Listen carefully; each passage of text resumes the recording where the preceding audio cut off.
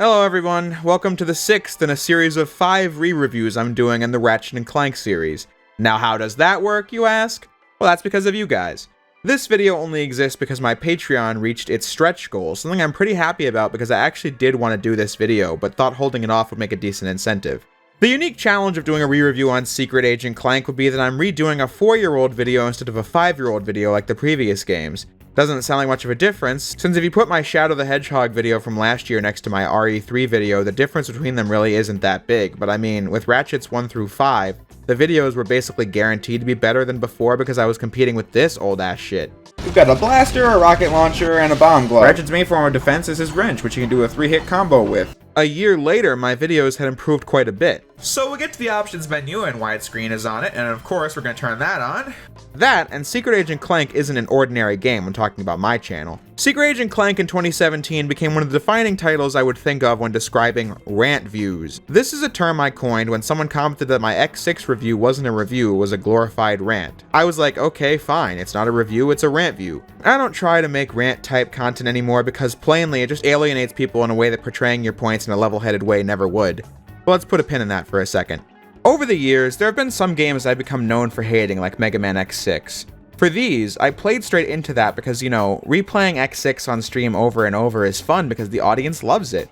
But for this game, I was dead fucking serious. Maybe you noticed, this game would always rank at the bottom when discussing games I've talked about on my channel, but I never played this game on stream or touched it one time in the 4 years since doing the original video. I thought this game was awful, not to the degree of it being frustrating so therefore it will be good content. No, it was just terrible. I mean, for God's sake, I didn't even finish the whole thing for my original video. And I realize now, 4 years later, how stupid that sounds to say out loud. My standards have changed since 2017 when I had 3K subs to say the least, but I did not throw in the towel because I wasn't interested, it was because the game was soul-sucking to play. Which is why I never played it again for 4 years. When popping it in for this video, I honestly felt kind of anxious about it. I knew that if I ever did a video on this game again, I was going back to finish the job for good this time. But who knows, maybe I'd failed to rise to the challenge a second time. But all that was put to rest when after 6 hours I had finally completed Secret Agent Clank. The rules have not changed since the first 5 Ratchet videos. We're playing the game on the PlayStation Portable, the original release that High Impact Games did, not the version by Sanzaru Games on the PlayStation 2. This is also worthy of a statement. I realize in retrospect that I owe Sanzaru Games an apology. Not for disliking much of their work, that's just how I felt about it, but giving companies mean nicknames and shit, it's just not cool or funny. You just look like an asshole since if you watch these interviews and videos, they're just ordinary people. Like I said, I don't make many rant-type videos anymore. I don't even think it's fun to script whole segments in all caps and have to raise your voice saying the lines! I just think saying how you feel like I am right now is infinitely preferable. Although for this game, those rules might go out the window, let's just say. In the past, I wanted to play into the fact that I don't like Sly 4, so I made tangentially bashing it and Sanzaru Games my thing. I mean, the AVGN has LJN in their games, right? But the problem is that that's supposed to be a character, the joke being that the guy is a maniac game reviewer. I never had the pretense of my being a character, so you have to assess my words and actions at face value. So like I said, I owe Sanzaru an apology for bashing them as much as I did. This was important to say because they did the PS2 port. Leading to another point I want to make. I made the HD collection changes a big talking point in my videos on Ratchet 1, 2, and Deadlocked, and really make something clear. A port job cannot fundamentally make a good game bad or a bad game good. The core DNA of a game is either fun or not.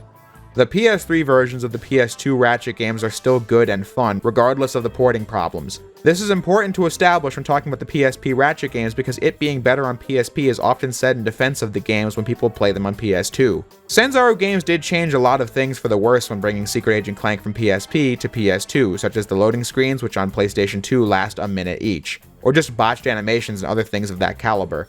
But no matter what they did or didn't do, the game just sucks. What's really interesting about it being so bad is the fact that this might be the most unsuspectingly bad game you might ever play. To recap my history with this title that was covered in the original review, when I was a kid I really didn't even want this game that badly. And believe me when I say, if I wanted Secret Agent Clank as a kid I probably would have had it. It took me years to even be interested enough to want to own it. Just the concept was so off-putting. I mean, Clank sections that were never fun and now it's a whole game of that? The disturbing looking renders of Ratchet and Quark on the back of the box wasn't doing the game any favors either. It just looked like a really low quality game from the offset. In my original video, I said I never played this game before, which is not fully accurate. I did sample it for a stage, but I later lost my PSP in a lot of the games, so it was gone with the wind. So I never played it enough to have nostalgia or an opinion going into the video in 2017 because I barely touched it and avoided it for years prior to that. The first video I ever saw from my friend TGX was his original review of Secret Agent Clank, where he said it was god-awful, and despite that, I still went into the game in 2017 with a fairly open mind and was just stunned by how much I hated it. Not even being able to finish it, after all. TGX later did a re-review to finish the job, and well, that's what I'm doing right now. Jeb is basically going through the same arc as we speak, so I guess we'll just have to look forward to Jeb's re-review in 2025. But in all seriousness, this game just looks so innocent. How bad could it really be? High-impact games made Ratchet & Clank Size Matters on the PlayStation Portable before Secret Agent Clank, and that already wasn't a good game. It suffered from faults that went beyond it being a handheld game, such as its horrifically bad story, terrible weapon and enemy design in the minigames. If you just improve stuff like that, you can have a pretty decent handheld Ratchet & Clank. But instead, Secret Agent Clank doubles down on all of it, with less dev time too. This game came out just 1 year after Size Matters, and I think it shows throughout the entire game. Let's dive in immediately and talk about the bread and butter of the Ratchet & Clank series, the weapons. These are the worst in the entire franchise.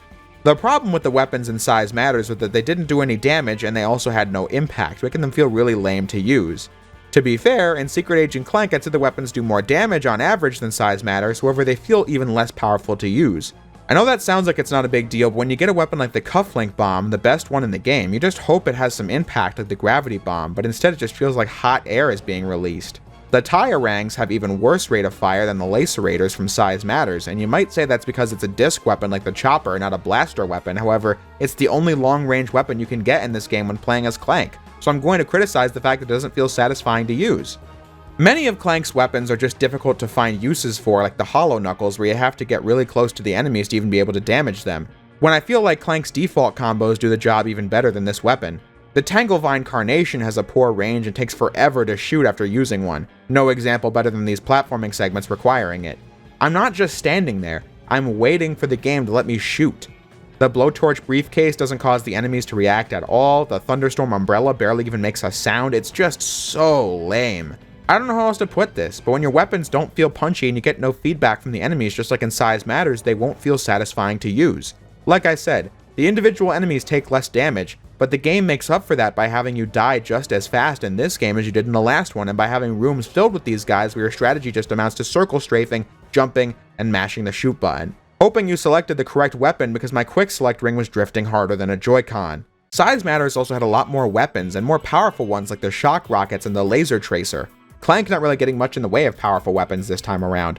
I think it's totally fair to criticize the weapons in this game by the same standards I gave the previous games because 1, it's the same series with the same core gameplay, and 2, this game has a bunch of weapons that feel like the equivalent of firing a teddy bear out of a cannon.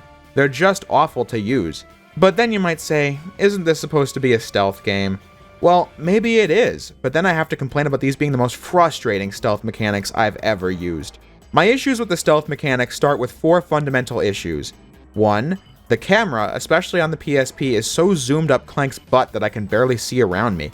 2, there's no radar to observe guard patterns. 3, guards will break their patterns and just spot me out of nowhere. And 4, there are very few spots to hide and get a comfortable view of what's going on around you. The game divides stealth sections into 2 categories, one where getting caught just leads to a firefight where you have to circle strafe around and use these awful weapons, or the other where you get a game over. Both are equally frustrating because the former forces you into the terrible combat mechanics, and the latter just sends you back to the checkpoint for you to do all the same moves again and again and again. This stealth takedown is abysmal. I mean, just look how long it takes.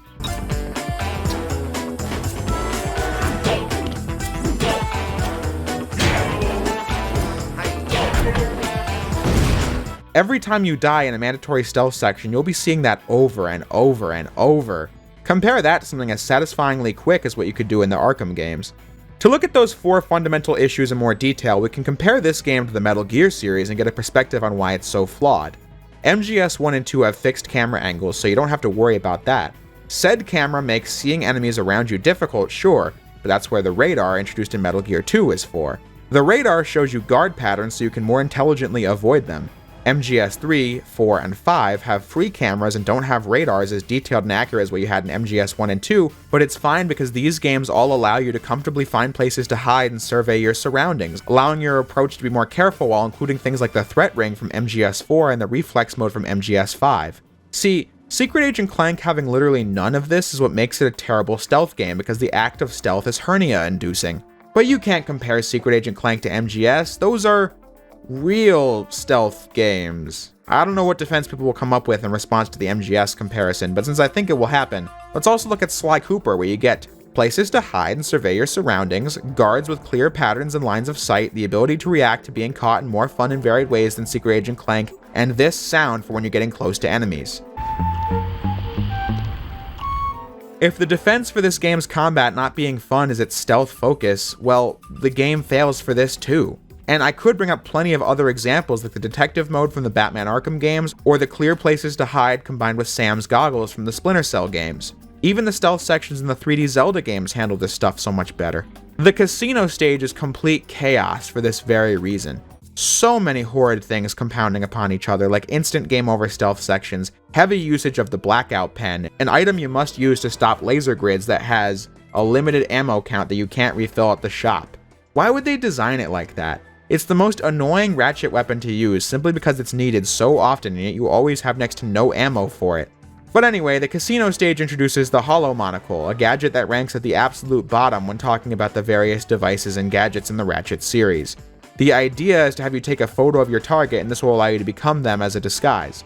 Sounds okay, but then you have to get these ultra precise angles from really close up, putting you at risk of a game over. Don't get caught by that person you're trying to get the photo of either, because that's also a game over. Maybe this aspect would be a little more believable if the game didn't blatantly reuse character models, but that's neither here nor there. This level was just a consistent nightmare with the awful camera angles and the heavy usage of the Holomonocle gadget. This being the stage where a guard just broke his pattern and spotted me out of nowhere. I hated this part of Fort Sprocket the most because I needed this guard's photo with the Holomonocle and he just kept slowly moving away from me. I knew he'd probably spot me if I tried sneaking past him, so I laid down a Tanglevine carnation so that when he turns around I could get the photo and the vine would kill him. But he just takes a left away from the vine, and yeah, if I could clearly survey guard patterns, maybe this wouldn't be as frustrating. The core gameplay loop of Secret Agent Clank is a dumpster fire. It's stealth that doesn't work, it's combat that doesn't work, and it's platforming that's incredibly dull and predictable. It just fails on a fundamental level. Everything else is basically pointless if the main gameplay is this bad, but believe me, I'm just getting started because everything about this game is a fundamental failure, including the story. Look, Size Matters might have a bad story, Sly 4 might have a story I bashed at Kingdom Come, but they were at least stories. Like, you can clearly identify the parts in those two examples where there's a beginning, a middle, and an end. You know, a traditional story structure. With Secret Agent Clank, I feel like calling this sequence of events a story is giving it too much credit. Here's the premise. Agent Clank is at a museum and sees Ratchet stealing or getting caught trying to steal something called the Eye of Infinity, and then getting carted off to jail for it as Clank wants to prove his innocence and find the guy who really stole the eye. While that sounds simple, things get confusing fast. I mean, Ratchet got caught trying to steal something that was already stolen when he got caught trying to steal it, with big red things on his head, cluing nobody into the idea that maybe it's mind control or something. 42 words ago, I used the word confusing to describe this plot, and that's also no exaggeration. I mean, Ratchet wakes up in jail and this happens. Fade to black, fade in, and he's back in his cell? I know now that when Clank gets weapons for Ratchet, you get a cutscene of him receiving it, but when I first played, I had no idea what the hell was going on and why it was edited like this. It made no sense. And this happens repeatedly. The tone is all over the place, making it really difficult to decide what they were trying to do with the story. Yes, the Ratchet series has always had innuendo, but this game, in an attempt to replicate that, just comes off incredibly below the brow. Oh. Hello there. Captain Quark? Once again, Clank has proven himself an invaluable agent, and a sexy one at that. When they aren't doing embarrassing stuff like that, I just don't get what they're going for here. Like this part where Clank interrogates a bad guy he has pinned to a wall. I see. Thank you for the information. I thought you were going to let me go. And I thought you would try to kill me if I did. So I opted not to. Taste my laser, Agent Clank.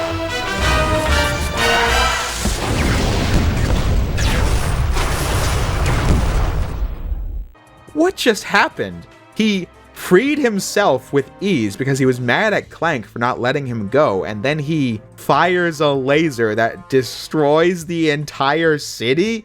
No, context does not make this more logical, because there is no context. This just happens out of nowhere. If this was supposed to be funny, then why just have it come out of nowhere? Don't jokes need build up and payoff? Instead, I laugh my ass off when I play this game because of how over the top it is with its dialogue and completely random events like that laser destroying the city. Like I said, it's completely obvious that Ratchet's being mind controlled, but did they have to make him say such obvious things like, "The eye has been taken where no one will ever find it"? Yeah, that doesn't sound forced at all, but it's supposed to be forced. Well then great. Every character in the game not named Clank is an idiot for buying it. Especially when people not being who they say they are has been a thing in 2 other games in the series at this point. You'd think this game would be a parody of spy movie tropes, but I feel like it's played too straight to be a parody. I don't detect the slightest bit of irony, with the whole story being a MacGuffin hunt with absolutely zero character development. The only time the story changes is when you find out that Clank, the robot copy of Clank from Ratchet 3, is the main villain. Besides that, every level is the same thing over and over again. Reach the planet, try to find the Eye of Infinity, find it's already gone somewhere else, rinse and repeat. This is why I can barely call this a story, because nothing happens. It's the same thing on loop for 6 hours. When something different happens, it's nonsense, like when Clank frames Clank for stealing from Fort Sprocket. You might think this is going somewhere now that Clank has to clear his own name, but no, this is never brought up again. In fact, by the final level, you learn that Clank wants to activate a space laser and destroy some targets, kill Clank, and then become the hero by taking Clank's place. In that case, why frame Clank for a big crime? It doesn't make any sense. The whole story is just built on a pile of contrivances and contradictions. For example, the help desk lady, literally named Cute Anastasia Bot, keeps telling Clank that Ratchet is guilty, but when you play as Ratchet, she's helping him over the intercom. When Ratchet's in jail, he meets the thug leader from Ratchet 2, who says the last time they met was when Ratchet blew up his helicopter. This is nonsense because that was their first meeting in Ratchet 2, when in that very game, they fought twice more. Remember what I said a few minutes ago, this game screams rushed. This is one of the ways. They barely did any research on the series they were making a game for. Yeah, here comes the elephant in the room. This Secret Agent Clank game is working under the pretense that Clank actually is a secret agent when he's not fighting alongside Ratchet. This is a big one, so I'll try to explain it as best I can. The idea of Secret Agent Clank comes from Ratchet and Clank 3. That game had a theme about fame and corruption, Ratchet and Clank both being TV stars in the Agent Clank show.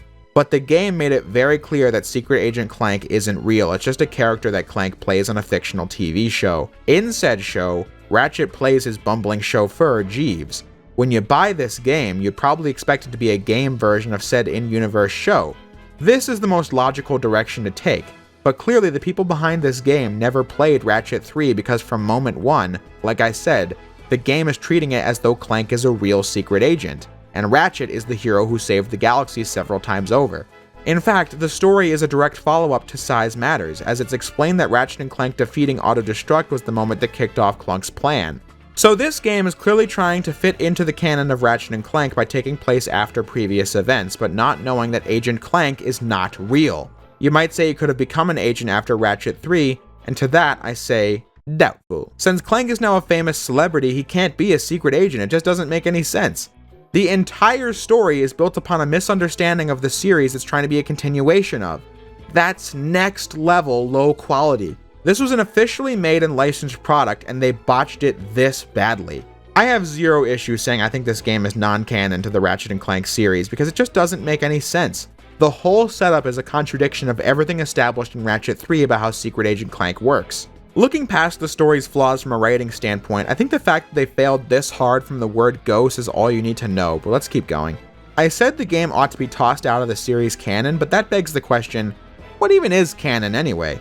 I've come to realize this is a concept most people don't really know or care about that much. It basically only exists amongst fandom discussion.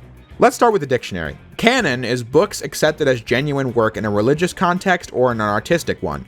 When looking at how this applies to the media franchises I talk about, Canon is what works are officially part of the ongoing story. So take Metal Gear for example, where there were 2 games on MSX in Japan and 2 games on NES in America. Metal Gear Solid was released in 1998, and this game exclusively makes references to the events of the original Metal Gear and Metal Gear 2, not the NES games. So the NES games are not canon to the series. I feel like canon and quality are just completely separate. Good things can be non-canon and bad things can be canon.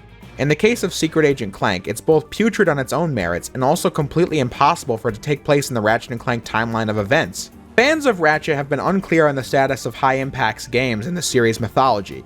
If they were to be canon, they'd be safest put in between Ratchet Deadlocked and Ratchet & Clank Future Tools of Destruction. Insomniac has stated that Secret Agent Clank is clearly supposed to be an in-universe movie or TV episode, seen here in this Twitter conversation the Insomniac social media rep had with 2 fans on the subject.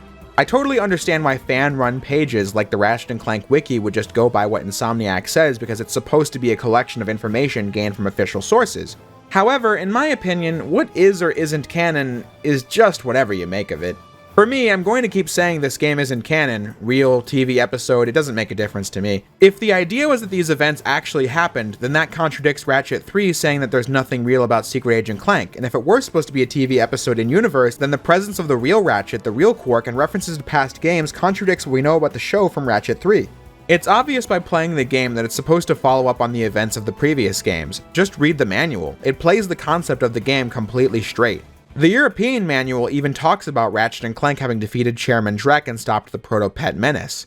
Clear references to the events of Ratchet 1 and Ratchet 2. The fact that this subject inspires so much confusion is why I just say it's just better off not canon. In general, I don't even really like to talk about this sort of thing that much because talking about canon is hard for you not to sound like a gatekeeping douche, but in the case of this game, I think it's really important because it helps you understand my point that I feel like this game is a fundamental failure on so many levels. So now we're like 20 minutes into the video and I just explained how the story is a fundamental failure, causing the creators of the series to have to explain on social media what the hell is going on in this game, and the fact that the gameplay isn't even fun. But believe you me, that's only the tip of the iceberg for how bad this game is. Like I said, I really don't want to just overstate anything here, but I feel like this game was designed to be as excruciating as humanly possible. It's 6 hours of the most boring and repetitive gameplay in history, which only gets worse once minigames are tossed into the mix. Several times in Secret Agent Clank, you'll have to do a rhythm minigame, a tried and true thing in games, but these are the most abominable ones I've ever played. So the rhythm sections in Secret Agent Clank, regardless of whatever version you're playing, are not synced to any of the background music. You have to just press buttons as they appear.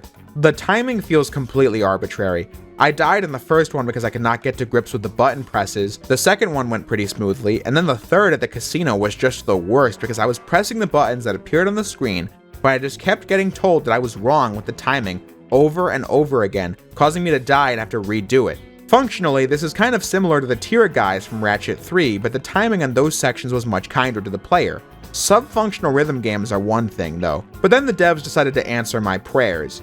In the Size Matters video, I said the game not having arenas was a major problem because then leveling up your weapons becomes a chore. Well, they're in the game now, but you play as Ratchet in prison with a terrible roster of lame and unsatisfying weapons that are either reused from Size Matters or just bad copies of old weapons like the Walloper from Ratchet 1 or the Hunter Mine Launcher from Ratchet Deadlocked. These sections are just so pointless. Yeah, they allow you to earn extra bolts, I suppose that's good, but Ratchet's weapon roster is totally different from Clank's, so time spent here isn't making Clank stronger at all. In fact, to better allow Ratchet to survive his sections that add nothing to the game, you have to spend bolts on it. As Clank, I dropped 50,000 bolts on the shock rockets for Ratchet so I could better survive because I was starting to get my ass kicked as him before. Not that I would miss those bolts because you really have next to nothing to spend it on as Clank. Ratchet sections are functional, but they just add nothing to the game in an attempt to fix a flaw from Size Matters when it would have helped in that game. Ratchet is also home to one of the worst sections in the entire series. Of course, with Ratchet being in prison, there's a shower section. Ratchet and the plumber, they mess up the pipes, and now all the prisoners are coming after Ratchet as you have to fend them off in a towel. If you get hit too many times, Ratchet's towel falls off and there's a sensor bar where his ass should be. This is the kind of thing I'm talking about when I say that this game's humor is really below the brow, because it's just, this is in a Ratchet and Clank game. You play as a naked Ratchet running around a shower. I don't know how else to say that. I just think that's peak embarrassment. Like, that's just such a franchise lowlight. But anyway, if you want it really pointless, you have Captain Quark levels. This being the first time he's fully playable, excluding vid comics from Ratchet 3. To be honest, I don't really know how to talk about quirk sections from a mechanical standpoint. Many of them function slightly differently, like the first one basically being a giant Clank section from the previous games, and others having more traditional controls.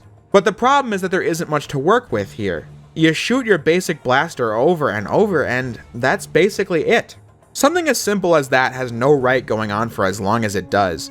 You get this one section where you play an opera sung by Quark, which is a funny idea, however the curtains close, and then they come back up and you're doing the same thing, running around and shooting your blaster for 3 more minutes. The curtain closes again. Are we done? No, it goes on for another act. But this is the third, it has to be the end, right? No, it goes on for 2 more acts. By the end, you will have spent 10 minutes running around and shooting enemies with your one lame-ass weapon. The final Quark section is the greatest example. You have to defend a dam from enemies, and after a certain number of rounds, you'll win. Ratchet's arenas already went on for too many rounds in this game, but then you start this one as Quark, and you'll see you're on round 1 of 20. Did nobody ever stop and think, maybe this is overkill when the mechanics aren't even ankle deep? Evidently no. You must run around and shoot your blaster for 20 straight rounds, even doing a bull run 3 times. I know that sounds bad, and it is, but that's not even the worst part. This game goes on for an eternity. Whenever Gadgetbots show up, you know you're in trouble. Gadgetbots were never fun in any of the Ratchet games, but this is of course the worst of the worst. Gadgetbot sections can simply be summed up like so. Find object of interest, puzzle solved. The end. But it's the most boring thing in history because they find every excuse to drag it on and on, like repeatedly having to watch your bots bite down on switches or slowly turning these gears, slowly jumping from these ropes. And to make it even more frustrating, the Wi-Fi in these bots clearly isn't running on 5G because I keep pressing the call button and they won't show up because I'm too far away. Or they just get stuck on a piece of geometry and I have to go back for them. It's dreadful. They also have barely functioning combat as seen in the casino portion. Oh yeah, the casino level wasn't miserable enough. So the rhythm game is broken up by Gadgetbots after an entire stage of stealth and Holomonocle bullshit. When I first played this game, I quit at the Amoeboid sewer level, but it was the casino level that just crushed my soul. I just had no motivation to keep playing. This time around, you see just how much worse it gets after that part, like Quark at the Opera and Quark at the Dam. This Gadgetbot section in Fort Sprocket being the low point of the entire game, because you have a singular Gadgetbot section that goes on for 20 minutes. Almost half an hour of doing nothing but slowly running, climbing, and gear turning. It's the most unspeakably bad segment in almost any game I've played. And when it's done, they have the balls to ask you if you want to do optional missions, as if I didn't just get a lifetime supply of this garbage. To make it even worse, this game is fucking glitchy. Look at the screen. In the Fort Sprocket Gadgetbot section, one of them got stuck in a wall, and I had to try everything I could do to free him because the only other alternative was starting the entire thing over, and I was not going to do that. But even playing this level as Clank was glitched. To enter the vault, you have to do the game's hacking minigame to open the door. When I entered the device, I somehow got caught and got a game over before I even entered the vault. I didn't even open the door, and a guard from inside of it caught me, giving me a game over, but then I still had to play the minigame in order to load the checkpoint. See what I'm talking about? This game is just catastrophically bad. So many times you just want to throw in the towel and never play the game again. But like I said, I was determined to finish it.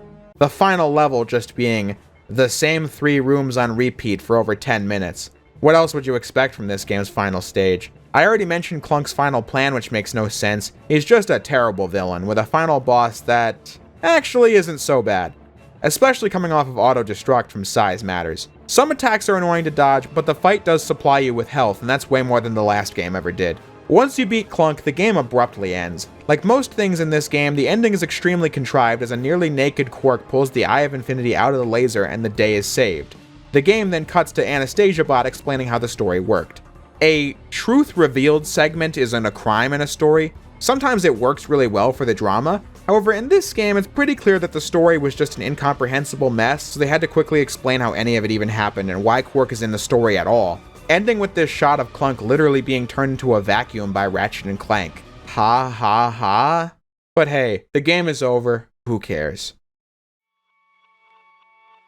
There exist legendarily bad games. E.T., Superman 64, Bubsy 3D, Big Rigs. To be honest, I don't really care about any of that, because games like that have reached such a state of infamy that you'd only play them looking for a bad time. This second playthrough, or rather, first full run of Secret Agent Clank has taught me a very important lesson. This is just the worst game I have ever played, and my least favorite thing to have been discussed in the over 100 episodes of Jay's reviews. I've never played a game so against my sensibilities quite like Secret Agent Clank. A game with boring, repetitive gameplay that drags on and on with its substandard minigames that in and of themselves last for eons. This game is stealthy, alright. The kind of bad game that just sneaks up on you. People might actually play this because it's a Ratchet & Clank game, sold on the PlayStation Vita store like it's a normal game. A game like Secret Agent Clank hides behind it being a spin-off, which like I said about Size Matters, is not an excuse, because there exist really good spin-offs that suit and propel their respective brands. And then there are games as soul-sucking and terrible as Secret Agent Clank. It starts off not fun to play, and it just gets worse the more it goes on. It starts off with a confusing premise that just dives deeper into insanity the more it goes on as well. I really can't think of an aspect of this abomination that I enjoyed. It really is my least favorite game of all time. As established at the beginning, I've played X6 so many times since the review, but Secret Agent Clank is a game that I have not touched in 4 years. I don't want to play this game, and now that I've finished it, I hope to never, ever play Secret Agent Clank again for the rest of my life. That's how bad we're talking here. But at the end of the day, that's all I can really say. I already gave a send-off to the Ratchet re-review series in the Size Matters video, so everything I said there definitely applies today. So to conclude, I hope everyone enjoyed this series of videos, at least those who watched it anyway, because I really did enjoy making it, and on that note, I hope everyone enjoyed the extra episode that could not be possible without my patrons. I'm not sure if this video was a worthwhile addition to the series, because thinking about it now, besides a few extra gameplay segments, I feel like my original review basically covered all this stuff I talked about today. I guess that says something about the original game, that the core of it is so bad that playing 1/3 of it is enough to say it all, and the rest just makes it even worse. But regardless, this Patreon experiment was definitely worth doing, and I hope everyone who joined sticks around because I don't intend to stop doing it anytime soon. But I think that's enough for today. Thanks everyone for watching, and I will see you next time.